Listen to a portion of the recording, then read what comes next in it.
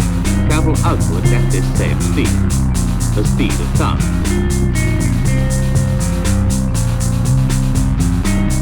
That is, at sea level, the speed of sound is about 760 miles per hour. The speed of sound. Welcome to the Speed of Sound podcast. I'm Allie Roder with my fellow co-hosts Brad Perez and Bobby Markos. Hello. Hello. Hello. How you guys doing today? Doing good. Doing Dude, good. I'm glad I'm like not underneath a vehicle right now. It's sick. I was about to say I'm glad to not be editing a podcast right now, but I'm making another podcast to edit. So it's a never-ending cycle here. I don't get a break, but that's okay. Bless. And we're so glad you're here for it. Well, we are introducing a brand new podcast called Speed of Sound. Here with these incredible guys. So stoked and excited for this new show and just to introduce it to the world. And really, I think let's just dive in and explain kind of who we are, why we're here, what we're here for, and let's get this thing started. And I think this show really is designed to give a new spin and draw connections between music and motorsports, racing, and drawing perspectives between individuals who are so deeply rooted in both worlds. And that's both of you, two of the coolest people I know. I am such a fan over here, kind of in the wings, and can't wait to just have this stage for you guys and hear more and get into the nitty gritty and just learn about all the cool, badass things that you guys have going on. Well, thanks for that. I think, from my perspective, I'm a lifelong racing fan. I'm from outside of Chicago. I live in Northwest Indiana. But in my teenage years, I started playing music. And then that kind of just became my life trajectory. It was like being a musician and being obsessed with trying to have a life in music and mainly like alternative music, So, but I've always been a racing fan. And I think that when it comes to the worlds of like racing and music, racing seems to have, there's just not a lot of people in racing that I knew that were like into like a lot of the same culture and music that I was into. So I was kind of always like an outsider in that regard. Plus I never really worked directly in the racing industry. I was always like on the peripheral, So anyway, fast forward to a few years ago and, being on Twitter, racing Twitter, and, you start seeing tweets from this guy, Brad Perez, and he's posting about music, and it's like my friends' bands or music that like I'm directly related to. And I'm like, okay, this guy's clearly like a NASCAR driver, yet he's into like bands that I'm playing shows with right now. And it was like just a weird collision for me, So I immediately reached out to him and tried to like establish a contact because it's like, oh, okay, like there's someone else out there that like is into this, So, and we quickly bonded over that. Like, there's not a lot of people in the racing industry that are into this like world of music that we're into. A lot of people love music, and a lot of people love great music, but like we're talking about a very like already underground piece of the music world. So to find another person in this vast world of motorsports who's into that, it's truly a rare thing. Dude, I feel that. It's like when you go to school and you're at lunch and you're like, dude, none of my homies are here. But then you see like that one kid wearing like a Super Heaven shirt and you're like, that's my dude. Yeah, exactly. Yeah. That was truly how it felt. It was like a revolution of the mind. And then through Brad, I've met a lot of great people in racing that are into, the same stuff and go to a lot of the same shows. So that was like a real cool moment for me, as somebody that like at that point I'd been kind of in the fringe of racing for like over 30 years, and just kind of used to being like, oh yeah, like whatever, it's just how it is, So it's been great getting to know Brad. Now, obviously, that was a jumping off point for doing this show. Yeah. Well, I am like, it's funny. We have kind of like almost similar upbringings, but then like I kind of pivoted the other direction where as a kid growing up in the South Florida music scene, I mean, music was like my first love. Like every obviously first, you start off with like general pop music and whatever your parents listen to. And I used to listen to like old records like Marvin Gaye and Luther Vandross and stuff like that. And then I started growing this love of racing. So in between of that, it'd be begging my parents to go take me to shows and then begging my parents to take me to a race. And two things that like my parents were like, what is going on here?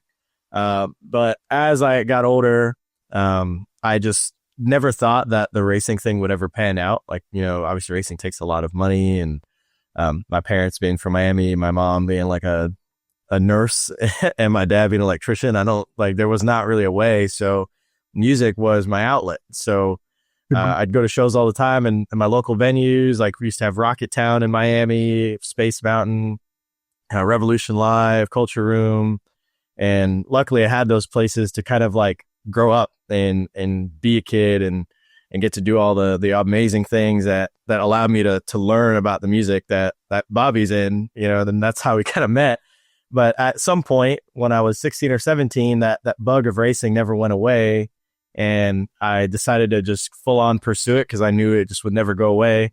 And I felt like I was good at it and I was winning the races that I was entering and doing karting and all that stuff, and moved to North Carolina and just kind of went all in. But it's funny, both of those things happening together allowed for this to happen. Like, I feel like if I never moved to North Carolina, I would have never met y'all. But also if I never was home and doing all the shows that I was doing, I would have never met y'all either. So yeah, grateful for the scene that allowed me to be who I am, but also grateful for the racing industry that, allowed me to meet so many great people too. Oh my God. I have goosebumps, you guys. Oh, this is so good. We're just getting started. Oh my God. Let's go. No, I love it. And I am over here as an old soul. I'm a producer, writer, director, huge racing fan, huge music fan, but I think more of a, let's say, mainstream kind of music, like super into old rock and a little bit of pop, blues, jazz, kind of all that. But you guys are so familiar with this niche music underground world, which I am so hungry for and so excited to get into. And so I've just got a great feeling, and I can't wait to learn more from you guys because you have such an awesome, unique perspective to bring. So this is going to be great. I can feel it. Yeah, it's exciting. And another thing that I, talking to Brad, like about his trajectory through racing is so similar to my trajectory through music, because I think like when you meet your layman off the street and you're like, oh, I'm a musician, their mind automatically jumps like, oh, cool. You're like sex, drugs, rock and roll on a bus, like playing arenas, like cool. You're a rock star. And it's like, it is so not that, but cool that you think that, like it's definitely touring in a passenger van, eating roller food at gas stations, sleeping on the floors of hotels. That is like basically how it goes, and I know that Brad's journey in the racing is so similar. You're just like hustling and you're like, carpooling with a bunch of guys, and you're trying to put together deals. You're sleeping on people's couches, people's floors. It's like we represent like most people's journeys through these industries. So I think I'm excited to share that part of both of our journeys with listeners too. It's like, most people don't have access to like what it's really like to be a musician or what it's really like to try to make it in racing, right. And we're both actively doing that. And we both have like a very unique, perspective of that. These are the stories we need, Bobby. Gosh, I love it. Dude, how solid point. I mean, a musician and a driver who have such an appreciation for each other's worlds. We're blending them here together. And we will get weekly updates from you both, hopefully, God willing, fingers crossed. Oh, I love it. I can't wait to dig deep into it. Yeah. That's going to be, I think, Brad and I always talked about that when we were like kicking around the idea of doing the show. It's like, well, while we're both actively doing something or both actively trying to like make it through this journey, it's a good time to kind of share those updates, rather than like looking back on it or back in my day, things were like this. It's like, no, I'm still doing this, and Brad is too. So it'll be current fresh. Events. Yeah. These are current events. Yeah, exactly. Yes. Yeah. Well, and to get live racing updates from you guys, if you go to concerts, if you have gigs, like we want to hear about it all. And, you know, the cadence in which we record and release these episodes, we're going to be getting hot off the press, you know, the latest of what you guys have going on. Exactly. Let me ask you this. Do you guys remember meeting for the first time in person? What was that like? Yeah, it was honestly, Brad and I talked a long time before we ever met. And our actual face-to-face meeting was pretty recent. It was last October in Charlotte. My band Cloakroom was on tour, and we had a show. Like we were on like another tour, but we had a lot of off days that we were kind of like filling, playing other markets, and we booked a show in Charlotte at Snug Harbor. And thankfully, the stars aligned. It was like the same weekend as the Charlotte Speedway fall race. So everybody in the industry was home. It was the day of the Xfinity race. So Brad had at-track responsibilities, but thankfully he was able to like come hang out at the gig after. It was like a later gig. So that was like when Brad and I actually met face-to-face for the first time. And we hung out at like that was an awesome show. That was like definitely one of the best shows of that tour. It's a great venue. Yeah, it's a great venue. And it was a Saturday night. So, you know, it was like a great night to have a show in town. But like, I love Charlotte. And selfishly, as a musician, I've been trying to like make Cloakroom have a following in Charlotte because I want to justify going back there. Like, yeah, exactly. Like I have so many friends there through Dirty Mo Media and like you guys and everything, you know? So it's like, we got to go back to Charlotte. But if you're going to Charlotte and you're playing in front of like 15 people, it's kind of hard to keep urging my band, like, let's go back. I swear it'll be good this time. So that was like the Snug Harbor show I needed to happen. You know, it's like packed on a Saturday night. It felt really good. And that was like definitely one of the highlights of that entire tour. So I'm glad that Brad was there. And he was like a huge part of like, I think like I was, you know, going around to all the other bands. I'm like, that guy's a NASCAR racer. You know, and all the other musicians are freaking out. Like, are you serious? For real? Like, yeah.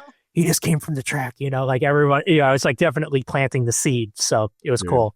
Meanwhile, I was like in the garage that day and I was going around to people and I was like, dude, do y'all fuck with shoegaze? They're like, what the hell is shoegaze? I'm like, yo, relax.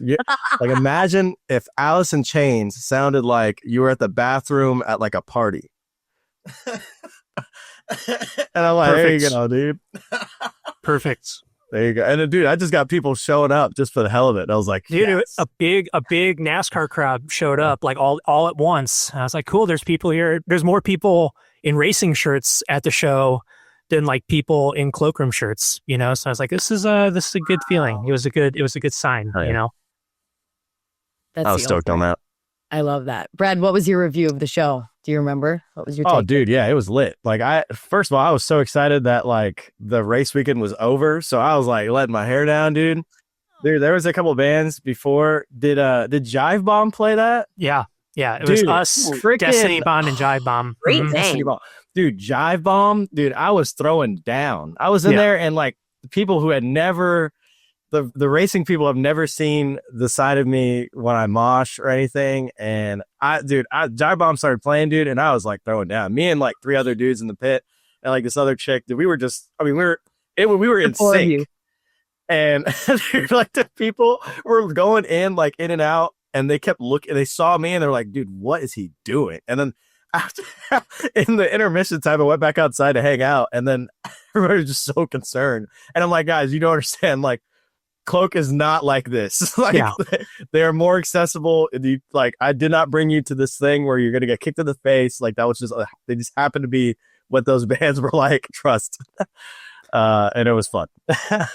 That was such a concern just because like I know there were some people there from Dirty Mo. Obviously Andrew Curlin, shout out. Got to give Andrew a shout out. He was there, and like you know.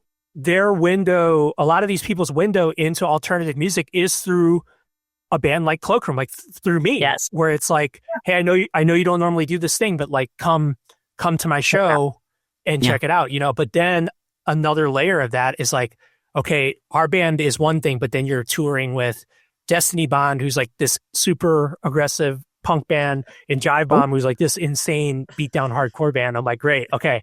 So now I have to explain Cloakroom, and then I have to explain these other two bands to like my friends who are like, you know, like surface level kind of like music people. So it was a cool night. I was definitely kind of sweating how that bill was going to go over, but it ended up being, like I said, Brad was such a huge part of that night's success because he kind of like broke the ice on both worlds, and it was like, okay, we're all here, it's all good and everything, and everybody ended up having an awesome time.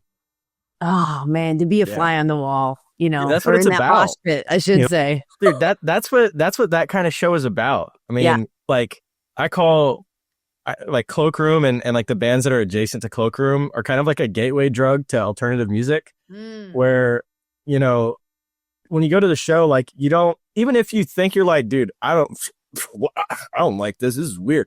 Like, dude, just let your hair down, man. Like, look stupid. Like, everyone around you doesn't care to look stupid. And that's like the whole point of it all. Like, that's why I resonated with it so much as a kid. Cause I'm like, this is the one place I don't have to care about looking stupid and just enjoy the music for what it is. And I hope, you know, people will come back because it was awesome. Yeah. No, it's a sacred thing. We're lucky. I was literally just talking to my wife about this, like on my way to come do this podcast with you guys, where it's like, no, I'm lucky to know that this exists. I'm lucky to know that this world exists. It's such a sacred, incredible thing that like not everybody knows about. That's why it's alternative culture, because not everyone knows about it. It's under celebrated, you know? So you go to see these bands, you go to these shows, and you might be one of like 50 people, but like we're lucky to be there. You're lucky that somehow your life led you there to have this understanding of like, whoa, this show's cool. These bands are cool, you know? So yeah, I mean, it is like, you can just kind of go and be yourself. It celebrates all kinds, you know, celebrates all kinds of people. Oh, God. You guys, I love it. That's just, again, I'm like getting goosebumps because to hear that sense of creative freedom and to like be in a place that you belong. I mean, does it get better than that? You know, like that's just the coolest. That really is. To have that sense of camaraderie too and community as well. And, you know, we're here for that very reason, kind of in open arms as well, to welcome more people, to talk about it, to talk about what we love. And so hats off to you both for kind of leading the parade with that and just sharing your experiences. Yeah. And I hope that like this kind of thing exposes more people to that, and go to your local venue, even if you don't even know who's on the bill, dude. Like, sometimes I go to Snug, like, you know, the venue that we were referring to. I go to Snug Harbor and I look on the list and I just see whatever band has a cool ass name, and I'm like, dude, we're pulling up. It's like $10 to get in, dude. Like, have a Frangelico and Coke for like $4 or a Jaeger bomb. I don't know, dude, and just have fun and just throw down. And there's gonna be like 17 people there. Who cares? Like, you know, make some friends. Yeah, exactly.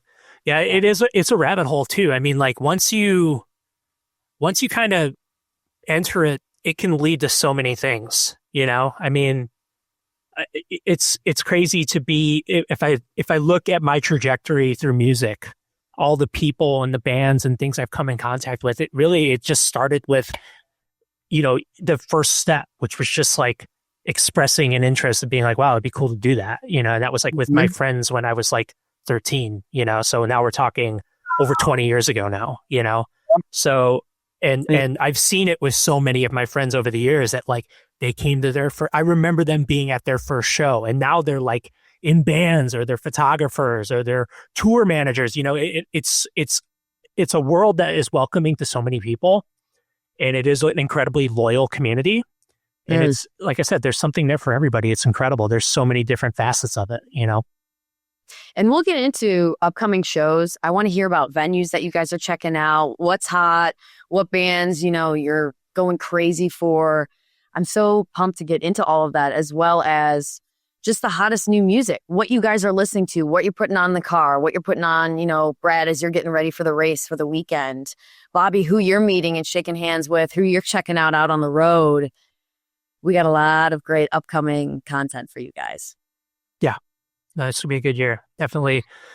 We got like, you know, a lot of people in mind to bring on the show too, just people that kind of have their foot in both worlds, you know, and that was kind of like a jumping off point for this as well. And yeah, I mean, like I said, you know, Brad and I are both actively doing this stuff. So there's a lot to unpack. I have like I'm still getting to know Brad, obviously getting to know you, Allie. So I always have like questions for you guys and like what is going on in your world. And I'm sure the feeling is mutual. So yeah, there's a lot of cool ground to uncover here. Absolutely. We're hot off of the first week of the new 2026 NASCAR season as well. We just had a huge week at Daytona. What were your experiences? Tell me about it. What went on? Are you guys just freaking out of your minds, dead tired? Are you like hopped up on adrenaline right now, like 15 coffees later? What's going on in your world? I'll start. I was dead exhausted. Like I am the dumbest person ever. Because I was like, I'm going to the racetrack with my team, Young's Motorsports, and it'll be chilling. And then like Willie Mullins said that he got a renter for the race. Bryce Applegate was running the second car. I'm like, awesome. I love Bryce. I'll work with them too. And then Willie Allen called me. He goes, hey man, the Rackley truck needs a tire guy. And I'm like, well, I can't tell him no, cause I love him. So I'm like, all right. So I'm now working 3 races. And it kind of sucked, but like the end result was awesome. Like Bryce, like 13th place finish. His parents are awesome people, and like he is awesome, and I think he's going to go really far in the industry. So I was happy to be there for his first ever ARCA race. Finished 13th, like super smart. Ryan Ellis got his best career finish. Ryan Ellis, P6. Let's go! Like, oh my god, so dude, pumped for him. Dude, I love that guy to death. And it's funny that his best career finish last year was a race that I was in, and I low key caused the caution that helped him get a good finish. It wasn't on purpose. It wasn't on purpose for all the sports bettors out there. It was not on purpose. My battery died. It exploded right next to me, actually. So we're just, it just so happened to be, yeah. And then I helped him get his best crew finish as a crew person on his team. So there you go. Yes. Wow. And the Trek race, we missed the show. So whatever. Wow. It happens. Brad, what is your, I haven't kept up with like what is your role for the year? Like, are you working with Youngs for the whole season? Yeah, so I'll be working for Youngs as a mechanic on the O2 whenever I am not racing, and I do not have an answer for you about the racing thing as of yet, but in due time. Right. But yeah, the Tally Young group, they're awesome. I've worked for them before when Mason Massey was driving their truck, and it's super chill because they let me kind of do whatever I want, and not in like a really like, whatever way, but in a way that like I have to do other things for work, like the BMW deal. I work as a driving instructor at Monticello in New York. So I'll be in New York a lot. So like there's some weekends I can't show up. And Tyler's totally chill with that, which makes it a lot easier for me to commit to work. Epic. I feel like the back half of the O'Reilly field and even like the truck field, it's interwoven with like so many crazy people and people that are like these, on these conjoined deals and everything. Like, I'm pretty excited to like learn about that part of the garage from you, because you obviously have like firsthand experience. You're like actively working in it. Yeah, it's kind of similar to like, your boy is a TM, but he also is a guitarist to this other band. So like whenever they go on tour, he can't TM them. And whenever like my buddy Kobe Rossi, who's in 810, he like does photography for Avoid. So like whenever Avoid's on tour, he goes, but then sometimes he can't be with them, so he goes. Or like the hustle. Yeah, like it happens all over music, where you got people that are in other bands TMing or doing merch for other bands that just their schedule needs to line up because they work so much. Yeah, we always traveled for a long time with our engineer, like our in-studio engineer, Zach Montez, that like recorded most of our records and mixed most of our records. He would come on the road with us as our touring front of house guy. And there were shows where like a local band that was opening for us, or like another band that was on the bill, like knew Zach and then had him mix them as well. So Zach would be like double and triple duty throughout the night, like working like multiple sets, just like parked at the board, So yeah, no, you're right. I mean, like, hey, if you got skills, skills, like actual skills are a commodity, no matter like what field you're in, like, and experience, they will be used. You cannot put a price on experience, like, so yeah, I mean, that's a good thing. That's a good thing that you've got people calling you to work at the track. Obviously, you and I are in the same boat, Brad. You just can't be turning down work right now. It's part of the hustle.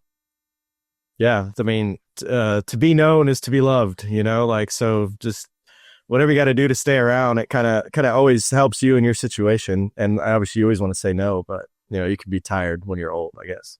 Yeah, exactly. Yeah. I feel like I've got how old are you now? Like 24 or something crazy?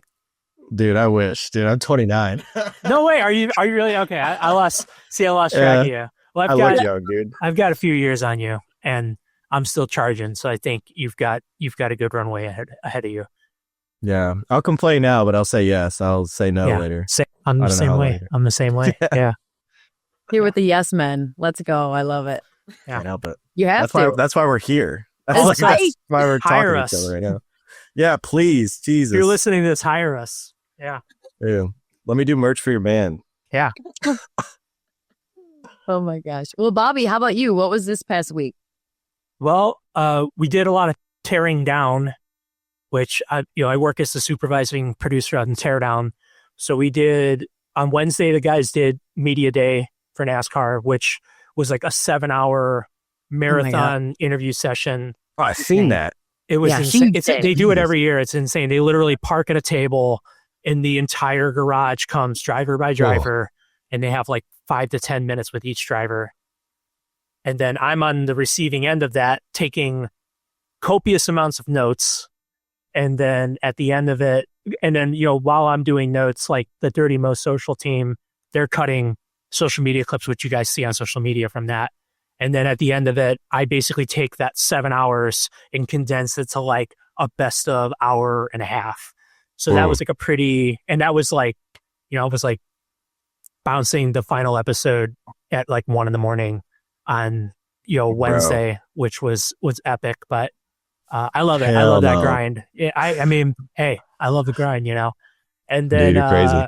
Watched all the races, was watching everything Speed Weeks. I was watching like New Smyrna and watching Volusia too, like trying to keep up with the short track end of things, but then watched all the races from Daytona. And then we just did the Teardown late last night after the 500.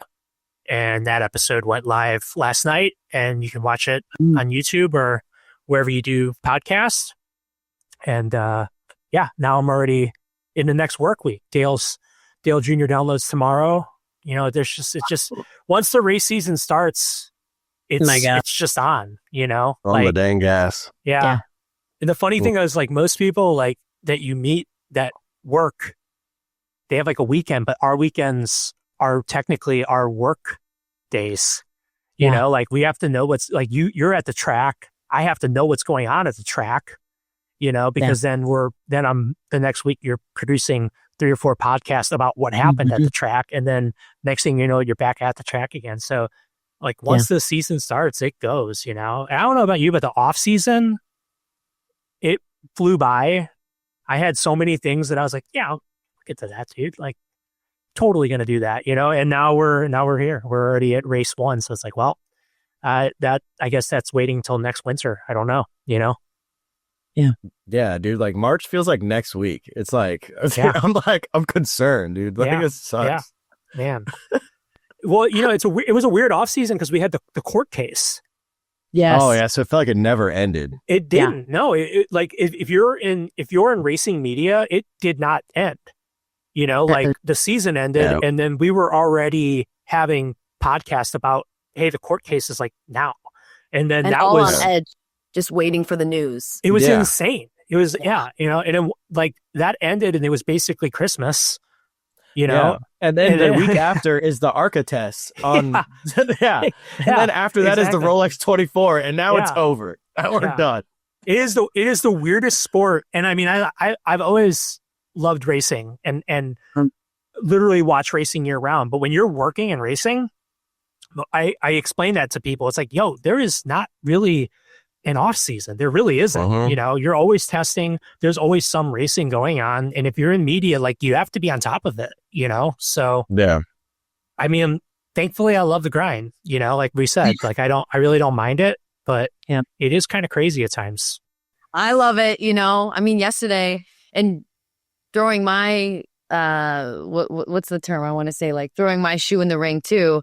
I was boots on the ground over the weekend for Daytona. Yeah. Your footage was awesome.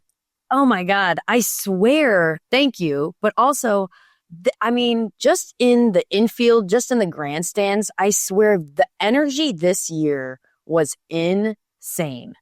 Like and I don't mean to sound cheesy or anything, but like there was something in the air. And I also swear there was like 2 to 3 times the amount of people. Oh, I yeah. mean, it was insane. And so to be there and to witness Reddick win yesterday afternoon, last night, it was one of those motorsports racing moments that I will carry with me forever, because it was just, I mean, it's hard to put into words, really. Yeah, dude. Tyler Reddick, grandson of Broken Bow Records owner. Yeah. Yeah. Music connection. Always been a music guy. Yeah. Yeah, dude. Tyler Reddick, like, he rocks with Seven Dust. Yeah. Yeah. I know that. He's hip. You know him, Brad? Yeah, dude. We talk music all the time. Yeah. What's he into? Well, like, first he was into like Christian rock, and that's how he knew about Prada, believe it or not. He did listen to The Devil Wears Prada, but like he ended up like being into like folk rock, and he like listens to pop punk and stuff like that. But like he was into like, I'd say like we call it dad metal now, but like that era of like Seven Dust, like Trivium, stuff like that.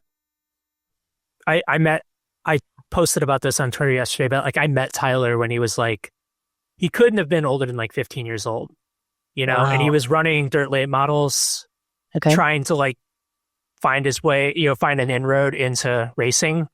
And he was at a race in Kentucky that my family was at. And like he came to this like auction that we were at, and like met him, and I was like, okay, it's like some young up and comer. And like my perception of him at that time was that there were other young people that were like coming into the sport, and they either kind of like made it in dirt or they just kind of faded.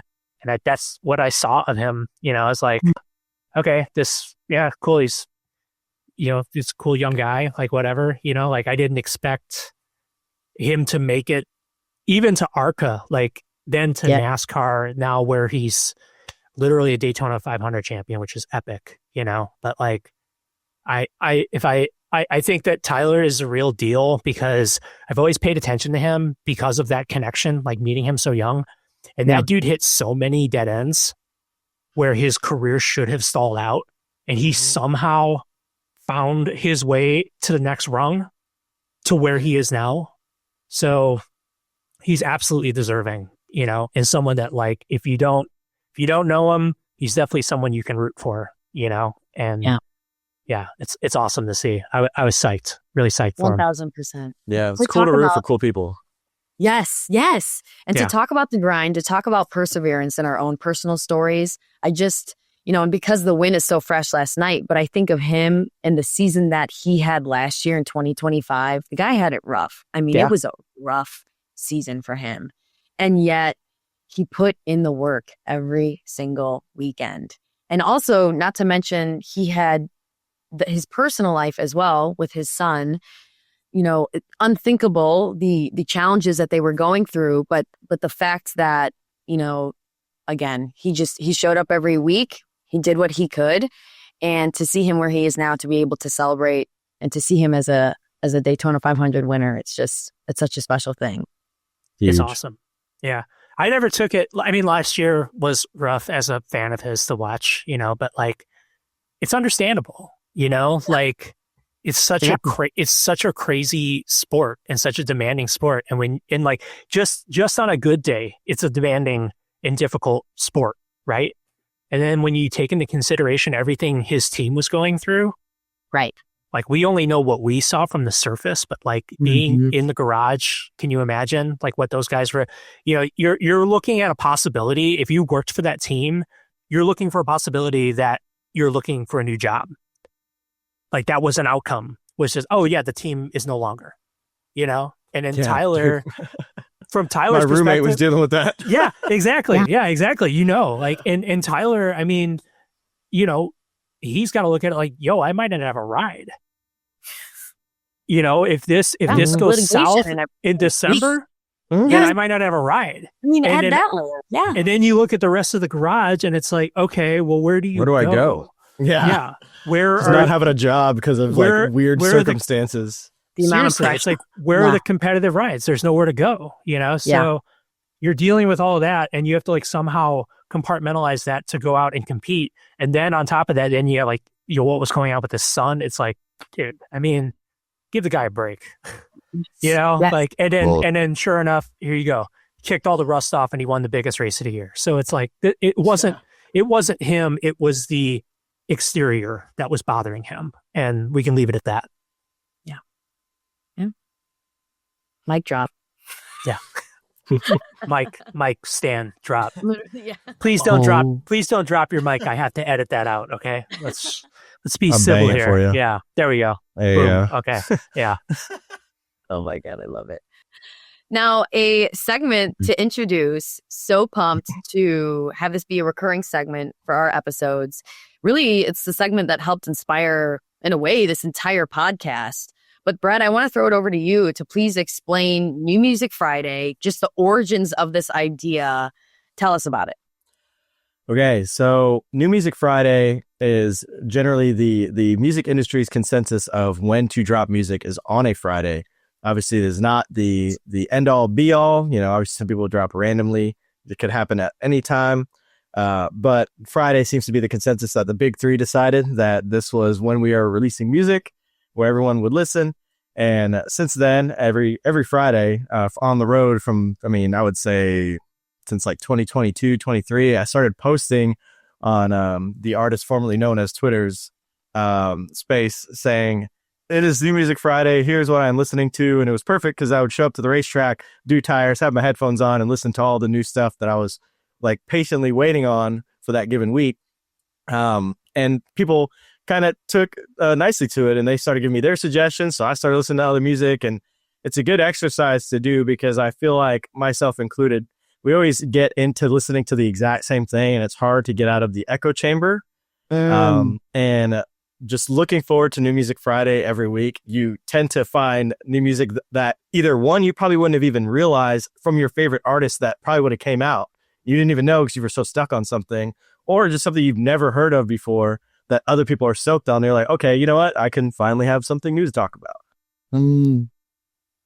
I love it. That was exactly how I discovered Brad, was through New Music Friday. He's like, you know, posting about my friends' band's albums that were coming out. And I was like, giddy up. This is cool, you know? So yeah, that was pretty crazy. Giddy up. Oh my gosh, that's the ultimate. So explain to us too, what are the rules of New Music Friday for this podcast, for this show? How are we laying it out? So we're going to go and present our picks of what we feel like are notable records. And not even just music that we're going to listen to specifically, but just notable records in general that I feel like people should take note of for each Friday. And then also give our 3 picks for records that we feel like are significant to us and talk about it and share it with each other and see if we can kind of create a fan out of each other. So I guess we can get into it, right? Let's do it.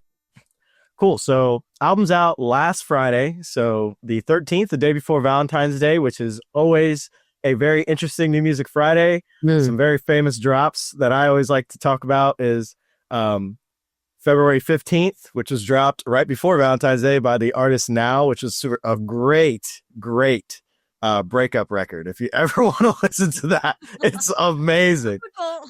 It's really good. Also, for instance, this is not on the list, but this week, the artist called Venturing dropped a record on the 13th, which was New Music Friday, which I absolutely love as a single.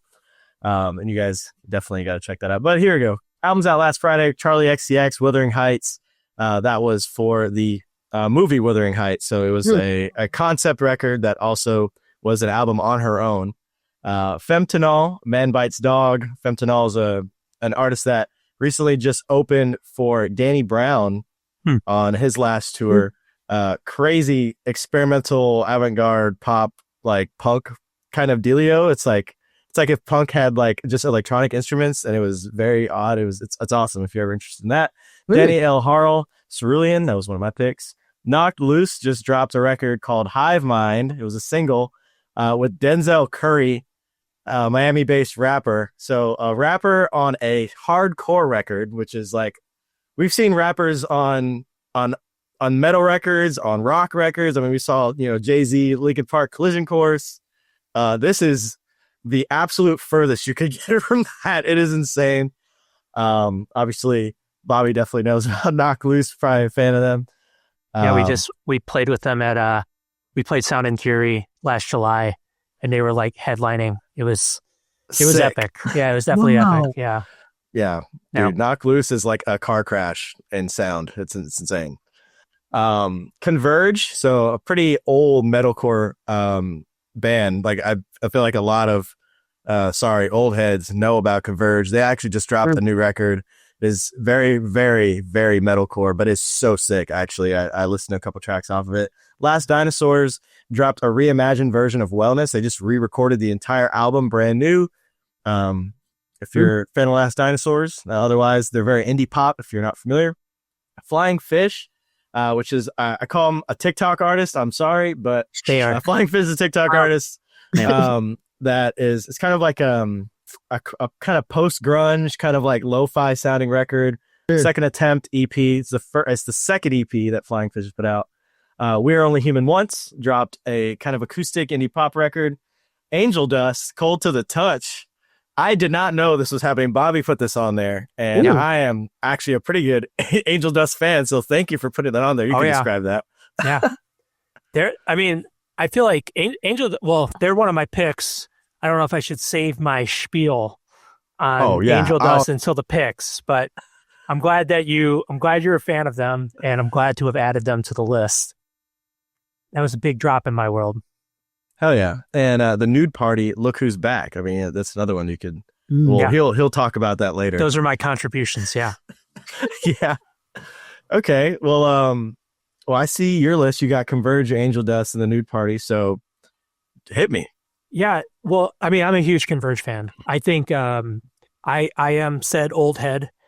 Most people found out about them like 10 years into their career, right? When they likewise, that's how I found out about them. Yeah, like I mean, when they were a band for so long before they did their record Jane Doe, which ended up being like a huge deal in like the metal world, that kind of like broke them out into like a bigger, realm. And now they're generally regarded as being like legends, kind of like godfathers of like that sound, which is like metal, and then the more aggressive version of punk, like hardcore music, metalcore as we call it, right? They kind of made this brand of like terrifying sounding aggressive music that is like super adrenaline. It pumps you up. It's incredible to listen to and witness. And they've inspired decades and generations of bands that have come. Like most of the bands that Brad and I are probably going to talk about on this podcast have been touched by Converge. Or if you ask them, who are you inspired by? They'll probably say Converge, So the fact that the Godfathers are still out there putting out records and they're insane. The record's great. They've been consistently good, but this record's awesome. Dude, it doesn't sound dated at all. Like usually like you get some of those old head bands and like they will do the same thing, or they'll like try to like reimagine themselves in a way that doesn't feel genuine. Yeah. And like an old fan will be like, what the hell is this? And then like the new fans will be like, what the hell is this? Cause like we're so out of touch. And this Converge record is like, it's like what I fell in love with, like when I listened to like Parkway Drive as a teenager or like Bullet for My Valentine, but like more like modern twists on like a little less melodic and more just like straight up riffs. Like, and that is something that I feel like we don't see. Like, a lot of the bands from their era have either changed or just aren't here anymore. So I'm pretty excited to see if they tour for this record, and I definitely want to listen to it more. Yeah, no, I think it's kind of cool. it's a rare thing, but it does happen. You'll see these bands that are generally regarded as being like the jumping off point or the cornerstone of a sound, right? Like they are the band that inspired the sound. And then they inspire all these new bands that are, sound like them or a new version of them. And then the original band will put out a new record that is like reimagined itself. Like it's like they've taken all the bands that have come after them and it's only made them stronger. Like I think about the band Hum, okay, a band from the 90s, Hum. Yeah. That like was a huge part of like alternative music. They were like at the tail end of like the grunge movement in the 90s, and then they broke up and they were not active for like 20 years. But they inspired like so many bands like Deftones, my band, like all the bands that I'm friends with, like they inspired all of our bands. And we were lucky enough to work with Matt Talbot from Hum. He produced Cloakroom's second record, and then Hum got back together and they wrote a new record and it shattered everybody's expectations. It was so freaking good. It was like as if Matt and those guys like took all the bands they inspired and they harvested that energy and then they made a new Hum record that was just like, better than anything we can all do, So to me, that's kind of like what Converge is doing here. It's definitely Converge. It sounds like Converge, but I also hear pieces of all the bands that they inspired and them doing that, So pretty great record. Also, if you get the chance to see Converge, go see them. I really want to. Yeah. Seeing Jake Bannon perform is like witnessing all the horrors of humanity coming through one man's mouth who just seems so it's insane to watch him perform, but it's like he can't control it and he's just opening his mouth and all the horrors of humanity are coming out of his mouth. So highly recommend it. He puts on such a tormented stage presence, it's incredible. Jason Butler vibe. Yeah.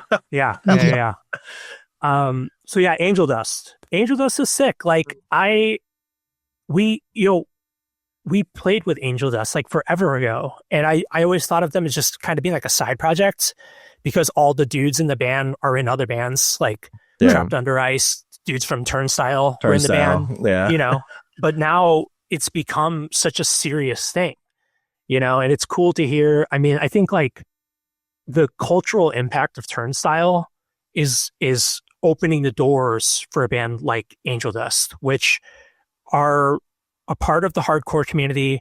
They have all the ingredients of hardcore. All these dudes play in hardcore bands, but they're making almost like pop other music. Stuff. Yeah. I mean, you listen to it and you close your eyes. You're like, okay, like there's hardcore music happening here, but all the all the seasonings on top of it make it something completely different, So I think that guy, Justice, the lead singer and kind of the main guy in the band, like he's into really cool stuff and you can hear that like come out through the music. And I always,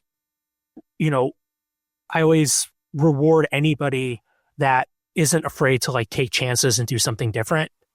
And they're doing that here, So, and it's a big moment for them. Like they had a Rolling Stone profile. Like it's it's a big moment for them, And not to mention, it came out on Run for Cover, and Run for Cover is having they're having a huge moment right now. They've been putting out some big stuff. So, congrats to them. It's gotta a cool be record. One of my favorite record labels. Shout out Run for Cover Records. They're awesome. Yeah, they're doing great stuff right now. Peripheral Vision poster right there, dude. There we go. Yeah. And then the last record I recommended that came out last week was The Nude Party, Look Who's Back. I saw this band. I kind of stumbled in during their set. I was going to see Orville Peck play, and they were opening for Orville Peck, which was cool. Wow. Damn. And that's a big deal, dude. Yeah. This band, I was unaware of them. They're from North Carolina, The Nude Party. They're a 7-piece. There's just like a million people on stage, but they play really well together. And it's like reminiscent of like cool 60s, like psychedelic stuff, like Velvet Underground type vibe. But then they obviously really like country music. Yeah. So, just great singer-songwriting, at the forefront, but then a lot of really cool stuff happening in the peripheral. So yeah, definitely a lot of catchy stuff. I will say to prepare for this, I listened to all three of these records simultaneously, where I was going like song from all three records. Yeah. And that's insane, by the way. I got to song, I think it was the fourth song on the Nude Party album, which is called Sweetheart of the Radio. And that song really, I was like, whoa, that was like a cool moment, you know? So I'm writing this down. That's a good jumping off point. Yeah. All the songs on all the records were really cool, but that one, I was like, whoa, this one is going hard. So yeah, exactly. So yeah, those were my three. You just reminded me of another band that like has like an absolute insane amount of people on stage at once and is kind of like a psychedelic rock band, but like they diverge at the country part and they go more towards the like doom metal part. King Gizzard and the Lizard Wizard. Yes. Yeah, they toured together. So the Nude Party opened for them. Sense. Yeah, definitely makes sense.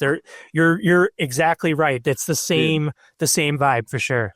Dude, booking agent Brad, dude, I'm up. Dude, I'm just... There we go. Yeah. It does make sense that they're alike, but that is super sick. Do they have two drummers like King Gizzard or no? When I saw them, they didn't. There was just like, you know, a lap steel player, like that's sick. Pianos. There was just stuff all over the place. It was really, it was like kind of like a sensory overload, honestly. That's cool. The first record that I found here, so I want to preface this by two of the artists on here I have never heard of in my entire life. This is me just going through it and being like, I'm finding something new. We Are Only Human Once. So this is a single person's project. So it's a band project created by one person, like Tame Impala style.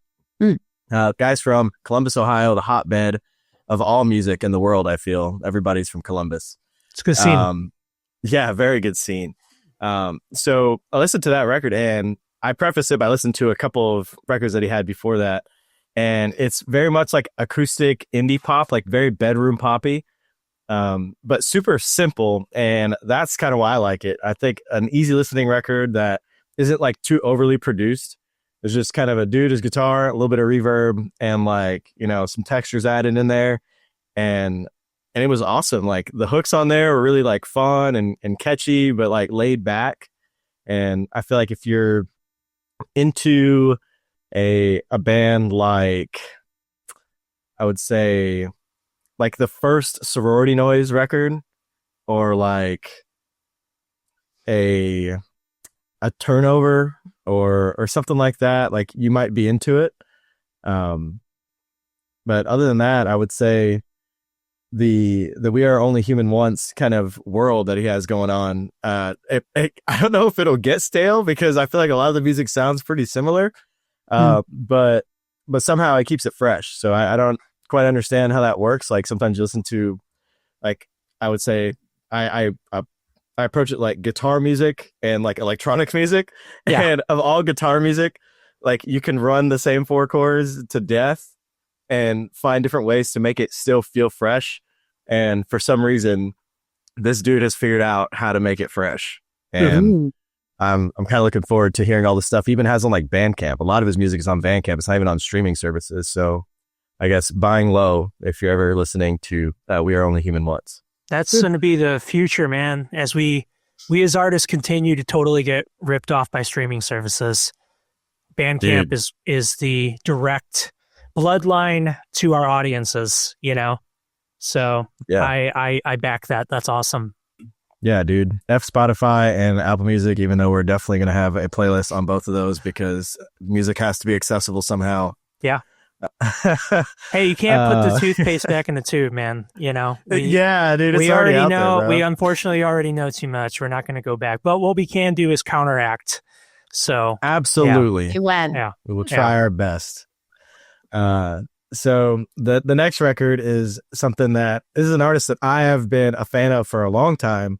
Danny L. Harrell. He is a British-born producer, very tied into the PC Music Collective. So PC Music, if you're familiar, is owned by A.G. Cook, who's also a very, very talented producer who also scored Wuthering Heights. So there's a connection back to Charlie XCX, produced a lot of Charlie XCX's older music, and also close with Sophie, the late Sophie, who's, responsible for, I would say, all of the avant-garde pop that has come out in the last, I would say, 10 years, breaking the mold and hearing absolutely the most ridiculous electronic music you've ever heard on a pop record.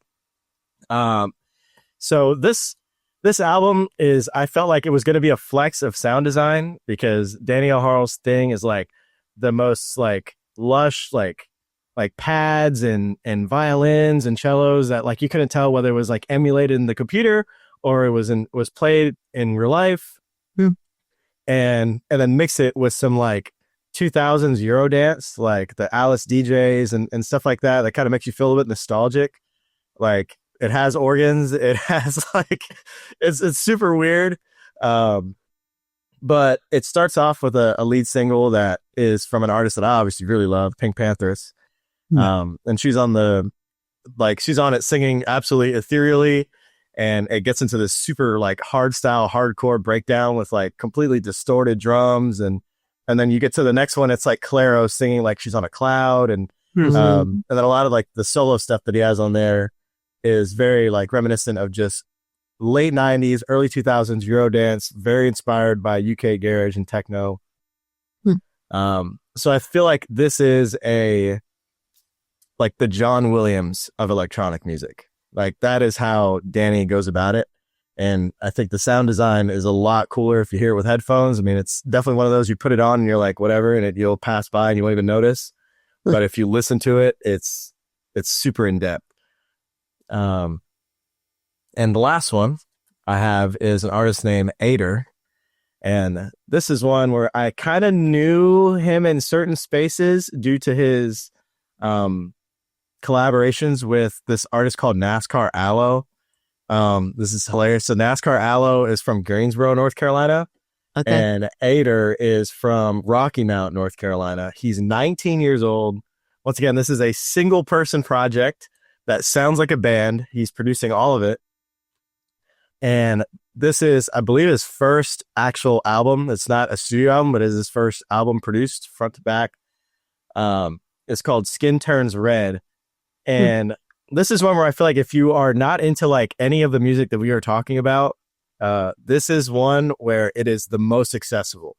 So as a single artist, he's not only rapping, he is singing, he is playing the guitar, he is playing the bass, there's boom bap beats, there's like indie rock songs, there's like completely droned out, like shoegazy kind of sounding songs.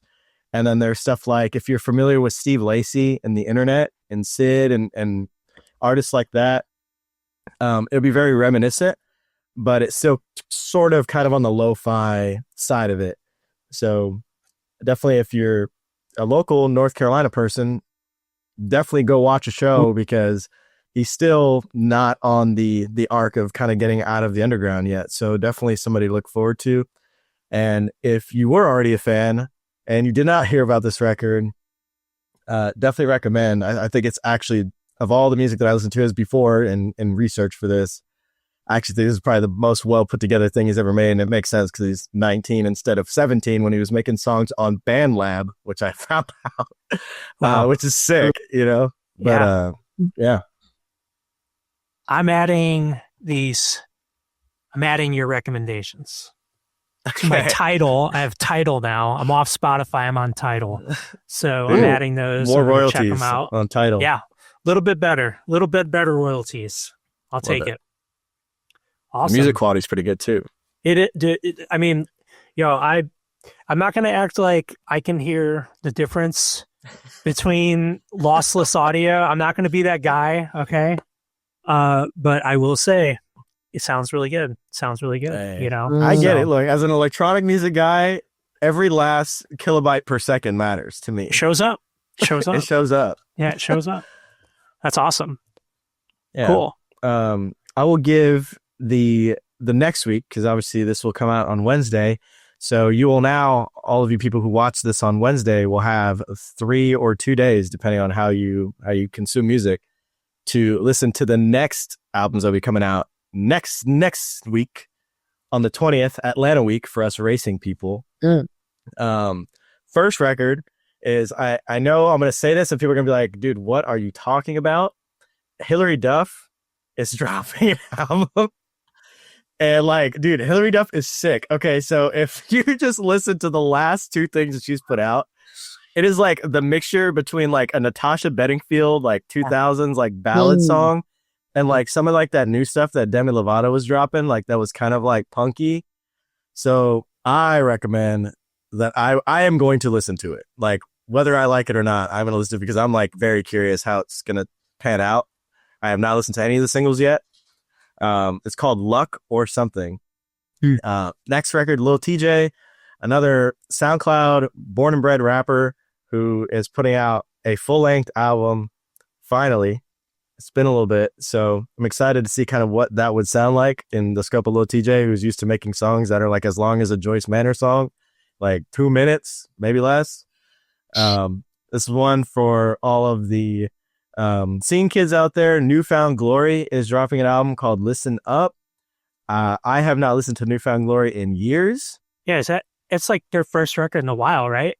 Yeah, dude, I do not remember the last time they dropped an album, to be honest. They're such a weird band. They had like that one big hit and they were like mainstream when all that stuff was like popping off in like I guess it was like the early 2000s, right? Basically. Yeah. But then they're big time. But now they're like a hardcore band. Now they were like on Bridge 9 for a minute and now they're on Hopeless. So they kind of like, we're huge and now they're back and like, yeah, they're doing punk stuff. It's cool. Yeah, and they're older now, so it's even more so. Like they're getting heavier as they get older, which is like the absolute opposite. Like seasoned. Yeah, seasoned. Yeah, converge exactly. Yeah. This is one very new, like crossing over artists from like the absolute underground to like I think this is an artist that I feel like will be crossing over into like the mainstream of metalcore now. If you're a fan of, obviously Sleep Token's popping off. Like if you're a fan of Spirit Box or something like that, Mothica. So she is a solo singing artist that does have band music. I'm not exactly sure how the writing works out in that. I have not looked it up. But she will be on tour with a band that I really love. They're good homies, Icy Stars. So they're touring all of North America. They will be in Charlotte on the Sunday of Phoenix, which I want to die because I will be in Phoenix. I want to be there so bad. But she'll be opening up for Icy Stars on that tour. Mothica, like metalcore, great voice, great singing voice, great screaming voice. Kind of like, I feel like she's going to kind of end up in that lane where Poppy was and maybe surpass it. I don't know, but I'm excited to listen to it. You ever heard of Mothica? Knocked Loose collabo coming up on the horizon. They did? Oh, maybe. With Poppy. I'm just saying with Poppy, yeah. Hey, it can happen. They're doing it. I haven't. Yeah. I remember Icy Stars. It's crazy you bring that band up. They were like, they're the next state over from me, Michigan. Yeah. And like my high school band was like coming up while they were coming up. So like we were playing like a lot of the same places in like Southwest Michigan scene, Bands like Lot of Spute that are still going. They were out of that same zone, Wasn't We Came as Romans in that area too? Yeah, they were. I mean, like I said, we were all playing like, there were a lot of churches that were doing shows and like, coffee places that were doing shows that like you could fit like 30 or 40 people into, but like that's where we were playing. Like, and that's where we had to play shows. We weren't big enough or established enough bands to be playing like venues, you know what I mean? So they're right out of that. It's kind of cool to see that they're still going. It's been like 20 years or something. It's crazy. Yeah, dude. And they've changed. Like they were straight up electronic core, and obviously they're like their sound has been changing a little bit. Mm-hmm. But they still kind of keep to their general roots. They don't have a guy that like screams anymore. I think Zach's out of the band. And Devin, like with like the insanest falsetto, like if you never listen to Icy Stars, you'd think that it was a woman singing.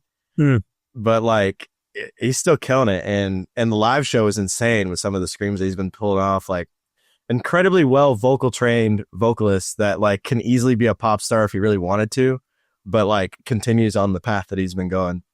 Wow. And I love that band. That's cool. Alex Perez. So if you guys are familiar with any electronic music that's like super niche, he is into like breakbeat, drum and bass, like experimental. So like EPROM, Flume, that kind of zone. Alex Perez is a pretty experimental artist when it comes to that kind of realm. A lot of dark sounding music. So if you're in that kind of thing, he's dropping an album, which is also very rare for electronic musicians that make that kind of music. So don't know how it's going to be out. And this Aussie band that I just looked up, and I was like, this kind of sounds sick.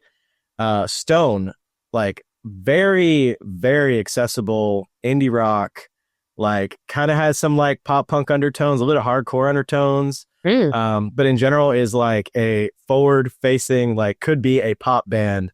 So Stone, yeah, they're dropping an album called Autonomy, and I am looking extremely forward to listen to it. So for next week, I feel like I had kind of a light week.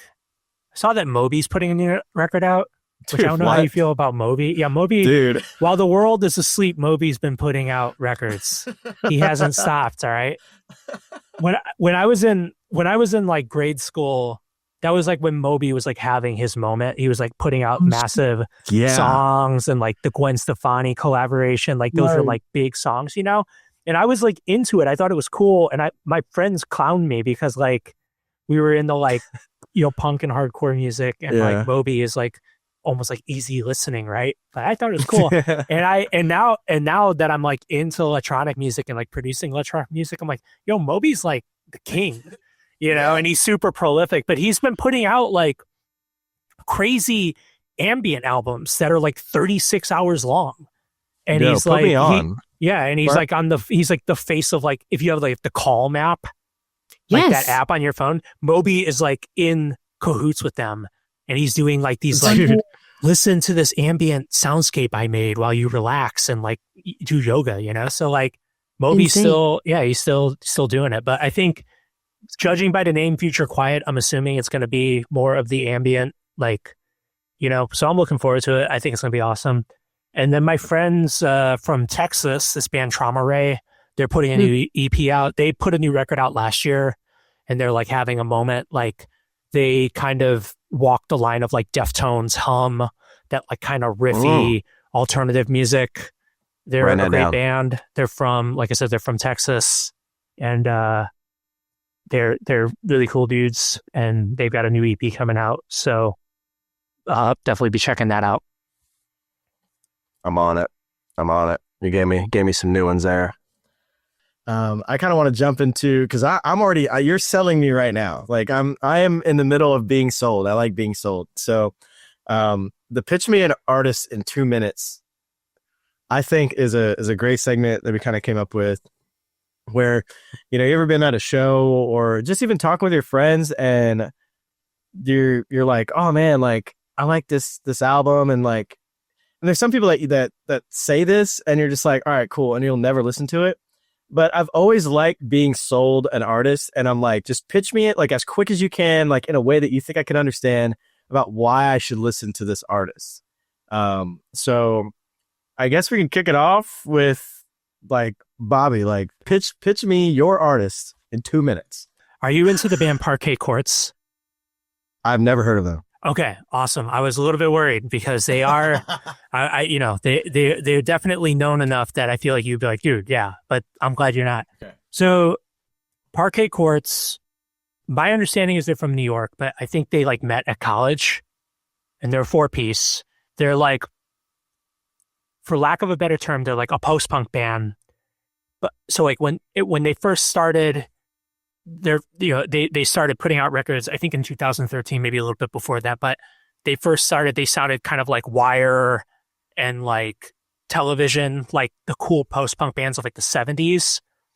And then by the time I got into them, which the record I found out about them on was their record Wide Awake, which was in 2018, they straight up sounded like The Clash to me.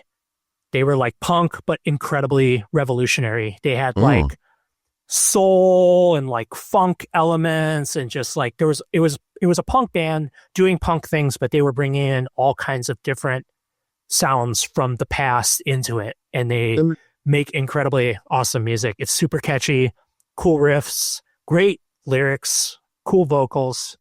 I had the pleasure of seeing them a couple years ago when they were touring in support of their last record, which was called Sympathy for Life in 2021. They put on a great live show. I don't know how active they are right now, but they're just like a really catchy band that writes like, you know, they write punk songs, but it's almost like poppy in a sense, not pop punk. Punk songs that are poppy. There's a difference. Yes. Yeah. I like that. Yes. So yeah, They're a great band. Dude, as soon as you said like Clash and like the Police or whatever, like it's like that's what it brought me to in my head thinking about the last Turnstile album. Because I'm like, it's punk, but it's like it's poppy. It's like shimmery. Yeah. I mean, I think like if you're making punk hardcore music today and you do want to like kind of step outside of the line and start to do things, like the Clash is the best reference ever. Because they're regarded as like one of the best punk bands of all time. But if you like listen to them, you're like, this doesn't sound like punk music. Yeah. You don't understand it. Like they're, you can be punk without sounding punk, Exactly. And they invented that. Okay. That actually now makes me want to listen to some of their older music now. Like, I might get back into it. All right.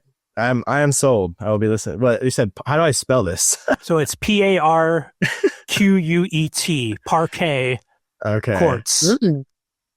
Sick. That is a sick ass band name too. They're insane. They're awesome. They're a band like when we're in the van on tour and like, we're passing the aux cord around and you're like, okay, what do I play that like isn't immediately going to make people put their own headphones on?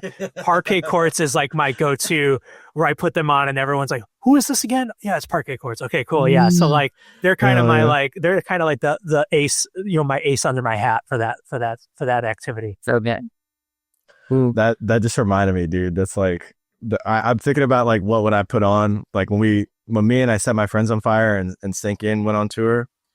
The Sink In guys listen to all types of weird shit. And I'm like, the only thing that I could get them to listen to that everyone was on board with was Enter Shikari's second album, Common Dreads, which is like weird. Cause I'm like, none of them even, that band sounds zero like that record. But yeah, I think that's people, funny.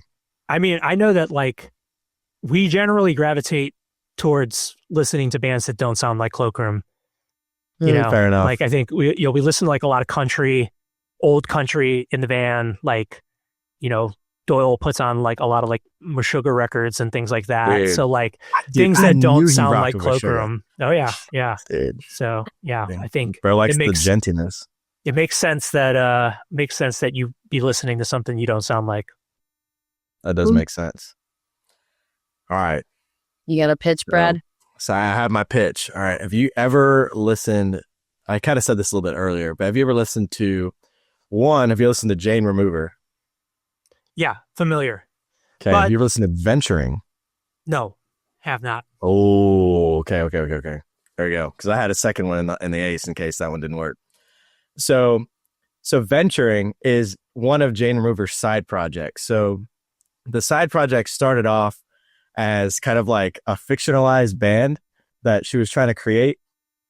And it ended up that obviously her fans got, too much into it and they figured out exactly what it was. And it was just a side project of Jane Remover. The first one that she put out was, I think it was like the Arizona EP.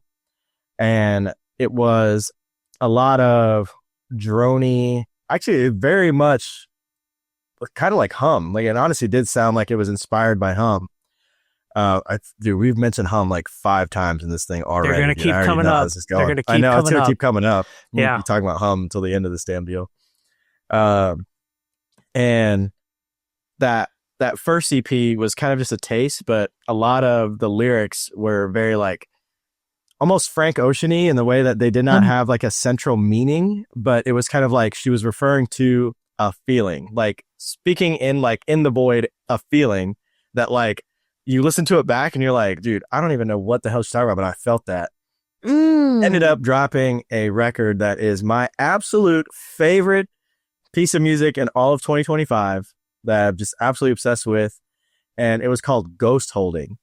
All of the songs are in this super weird tuning. Like every time I've looked up, like there's barely any covers on the internet of any of these songs. So people couldn't figure out the tuning. But very like grunge inspired. Some of the songs were absolutely zero drums, just guitar vocal, very like almost like a baritone guitar, a la like the new Justin Bieber album, like listening to like Daisies and that kind of tone, but more drowned out. Also a lot of yearning in that dang album. Like she was yearning like hell.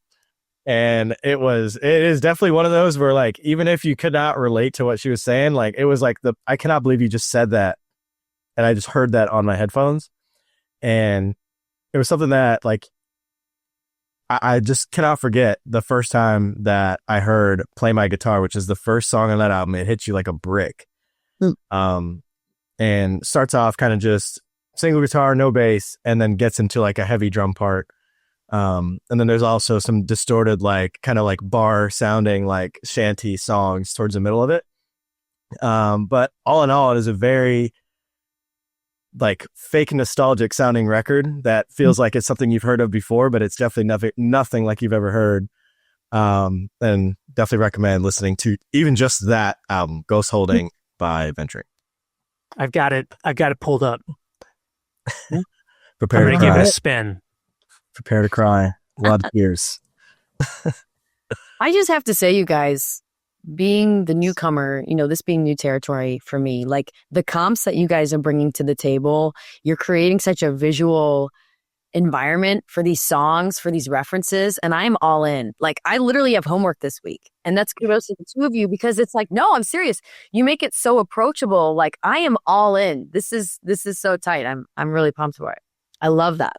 Great pitches, by the way. Thank you. I think we're both used to trying to sell music to people who are generally not in. So like, you kind of learn the language over time of being like, okay, how do I explain Converge to somebody that like typically listens to like Brad Paisley? How do we bridge the gap there? So, right. But no, I'm glad it's helpful. Brad, why don't you go ahead and hit me with your recommendations for the release date of February 27th? So I have 2 albums that I'm looking forward to as of now. It could change. So by the time we reach this next episode, I could have like filled this list out even more. Actually 3. My first one is by an artist called Mitski. I feel like if she's a pretty well-known artist in the indie spaces.